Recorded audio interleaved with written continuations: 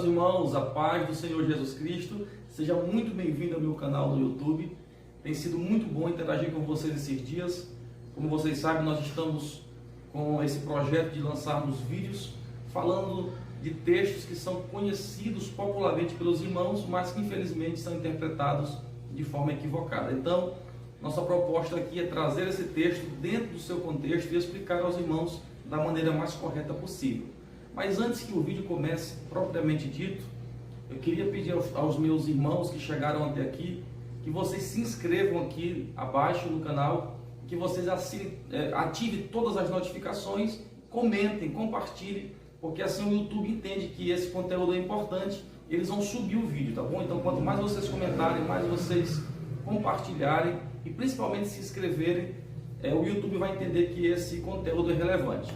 Então eu quero pedir que vocês nos ajudem na divulgação e depois da vinheta nós vamos começar. Então que rode a vinheta.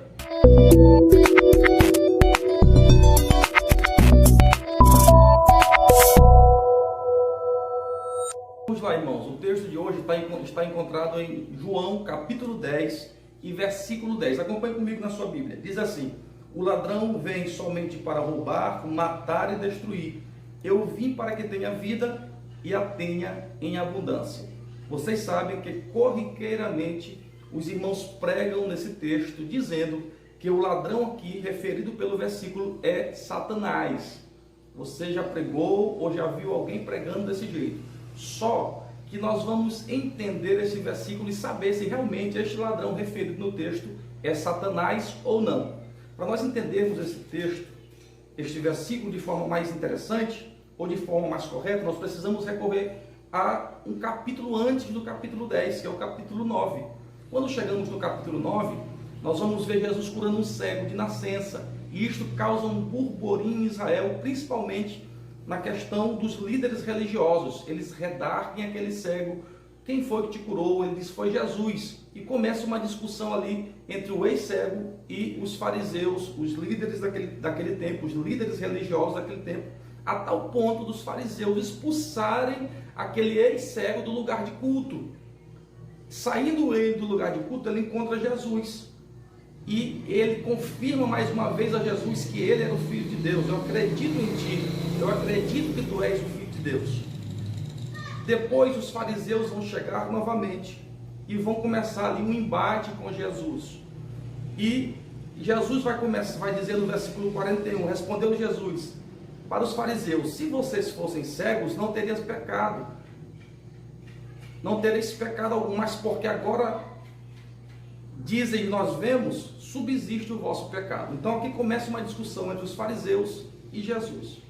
Como os fariseus expulsaram o cego do lugar de culto, Jesus vai começar a falar sobre a liderança, sobre o modo como aqueles líderes religiosos estavam lidando com as suas ovelhas, que eles deveriam amar, respeitar, alimentá-la e direcioná-la. Em vez disso, eles expulsavam elas dos lugares de culto, do templo, das sinagogas, e impunham sobre elas cargas pesadíssimas que nem eles mesmos davam conta de carregar. Então, quando Jesus começa esse embate com a liderança, ele vai começar o capítulo 10 com uma parábola, falando o seguinte: em verdade vos digo que quem entra pela porta do aprisco das ovelhas, mas sobe por outra parte, esse é ladrão. Então ele vai falando sobre isso até chegar no versículo 5.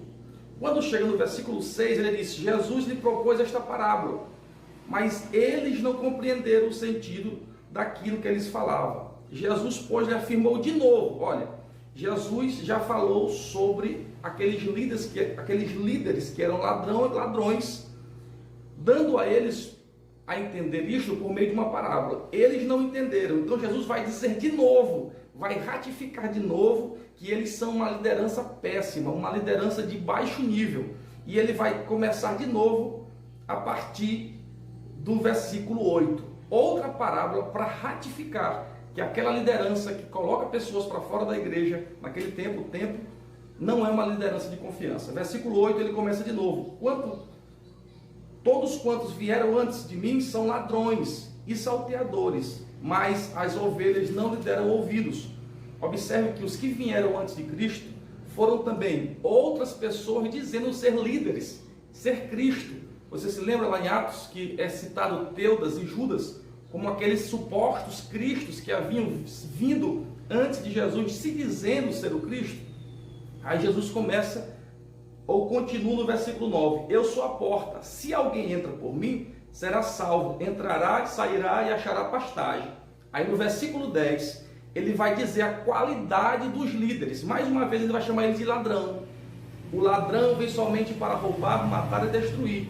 Eu vim para que tenham vida e a tenham em abundância. Então ele está fazendo um paralelo entre a qualidade de líder daquele tempo e a qualidade do líder verdadeiro, que era o próprio Cristo. Ele está dizendo: vocês matam e roubam as ovelhas de Israel. Eu sou aquele que dou a vida para elas. Vocês rejeitaram um cego, expulsaram da sinagoga.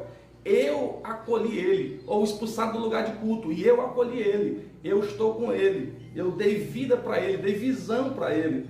Só para vocês verem como o versículo 10 não se refere ao Satanás, ao diabo, o contexto posterior diz, versículo 12, no versículo 10 ele chama ele de ladrão, no versículo 12 ele diz: o mercenário que não é pastor, veja bem, não está se referindo a Satanás, aqui é a qualidade da liderança, que não é pastor, a quem não pertence às ovelhas, vê vir um lobo, abandona as ovelhas e foge. No versículo 13 ele chama de novo de mercenário aquela liderança velha fajuta. Ele diz: o mercenário foge, porque é mercenário e não cuida das ovelhas.